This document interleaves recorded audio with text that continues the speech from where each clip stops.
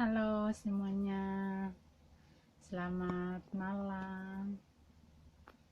Eh, Hari ini aku tuh mau bahas ya tentang TKW Hongkong yang melahirkan di rumah majikannya. Gitu selama dia hamil itu majikannya nggak tahu, gitu. Sampai kemarin beritanya muncul di televisi Hongkong. Sebenarnya aku juga nggak tahu, tapi bosku kasih tahu, dia panggil saya gitu, ini lihat di TV katanya ada orang Mbak Indonesia nih, orang Indonesia, TKW Indonesia yang melahirkan di rumah majikannya katanya gitu. Jadi kemarin minggu itu dia melahirkan jam, nggak tahu ya, majikannya bilang dia nggak tahu juga jam berapa dia melahirkan. Paginya kan mau libur ya, setiap hari minggu di sini kan TKW Hongkong itu libur. Jadi majikannya itu nggak tahu kok pintu kamarnya belum terbuka. Jadi majikannya cek dia di kamar. Ternyata dia sudah melahirkan, dia dalam keadaan yang sangat krisis, dan anaknya yang dia lahirkan itu meninggal gitu. Ini adalah satu tamparan buat semua TKW Hongkong juga ya. Ini satu pelajaran. Dan yang kedua juga, ini sangat memalukan negara kita juga, Indonesia. Kita berkali-kali, ini bukan apa ya, bukan pertama case-nya gitu loh, udah banyak kali case yang seperti ini, yang apa, yang punya anak atau yang hamil di luar nikah gitu loh. Maksudnya anak, dalam hal kayak hal kasarnya itu, dalam kata kasarnya itu anak halal, halal lagi, anak haram, ya ampun, sorry ya, maaf salah ngomong. Aduh, lucu lagi. Oke, kembali. Ini sangat memalukan sekali ya pribadinya saya, karena aku juga TKW di sini dan dia juga TKW ya. Dan apapun yang TKW lakukan di sini pasti apa ya, pasti kena semua gitu loh. Pasti akan, orang akan menilai kita semua itu kayak TKW itu di luar negeri itu apa, mereka datang kerja itu kayak ada hal-hal yang nggak baik gitu ya. Jadi aku tegaskan lagi di sini, nggak semuanya seperti itu ya. Aku pribadi yang aku benar-benar datang di sini kerja cari rejeki, karena aku dari keluarga yang miskin ya. Dari lahir aku tuh keluargaku orang miskin ya. Jadi aku lihat keadaan orang tuaku itu miskin, jadi aku datang di luar negeri untuk meringankan beban mereka, dan aku ingin hidup kami tuh lebih baik lagi ke depan gitu ya. Tapi ada mbak-mbak yang lain atau teman-teman yang lain yang datang di sini itu kerjanya itu bukan kita menghakimi ya, ada kerja yang nggak benar gitu loh, sampai melakukan hubungan di luar nikah. Ada juga yang udah punya suami, udah punya anak, tapi selingkuh di luar di luar suaminya atau istrinya gitu. Ini sangat apa ya, prihatin sekali gitu, hal yang sangat-sangat memalukan ya buat semua TKW gitu loh. Dan saya di sini bukan saya menghakimi dia ya. Kalau kita udah tahu diri kita itu melakukan kesalahan ya, atau berhubungan dengan lelaki lain, terus mungkin lelaki itu nggak bertanggung jawab, terus dia nggak mau tanggung jawab ya, pas perempuan itu hamil dia nggak tanggung jawab, mungkin ya. Kebanyakan cowok itu di sini begitu, dia itu maunya enak-enaknya aja gitu lah.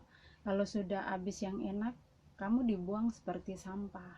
Jadi bagi perempuan di luar sana ya, saya juga bukan perempuan yang sempurna, bukan orang yang suci ya, cuma kita sebagai sesama wanita saling mengingatkan, jaga diri baik-baik.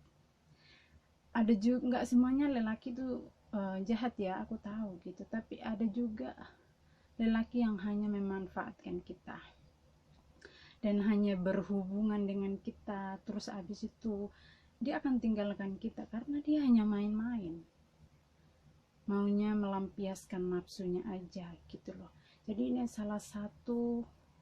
bagi saya salah satu contoh yang sangat berharga buat saya untuk lebih hati-hati lagi berkenalan dengan orang, siapapun yang kita ketemu ya gitu. Dan yang aku sayangkan lagi adalah anaknya yang tidak berdosa. Dia meninggal, anaknya itu ya mungkin kita nggak tahu apa yang terjadi ya, mungkin memang dia nggak inginkan anak itu lahir hidup, kita nggak tahu ya, kita nggak boleh juga menghakimi gitu ya. Kita mendoakan aja, sekarang dia lagi di rumah sakit supaya dia cepat sembuh ya, dan dia bisa kedepannya dia lebih baik lagi. Ini adalah satu pelajaran buat dia ya, buat teman-teman semua, cewek-cewek, para TKW, pejuang-pejuang, semua pejuang wanita ya, jangan biarkan diri kamu dipermainkan, dimanfaatkan, dinikmati hanya sesaat terus dibuang gitu ya. Aduh, aku sebenarnya saya lihat beritanya sedih gitu, aku lihat dia didorong, dibawa ke rumah sakit ya, karena majikannya itu telepon polis datang di rumah dan melihat keadaan dia di sana gitu. Itu dalam keadaan yang sudah lemah sekali, mungkin dia udah banyak mengeluarkan darah ya gitu, tapi anaknya tidak bisa diselamatkan. Itu sangat sedih banget lah.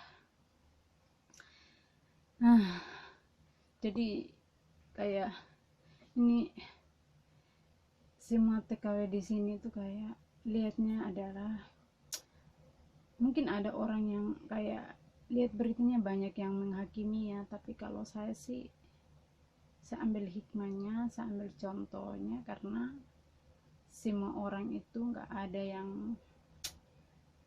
yang tahu apa yang terjadi dalam hidupnya gitu loh.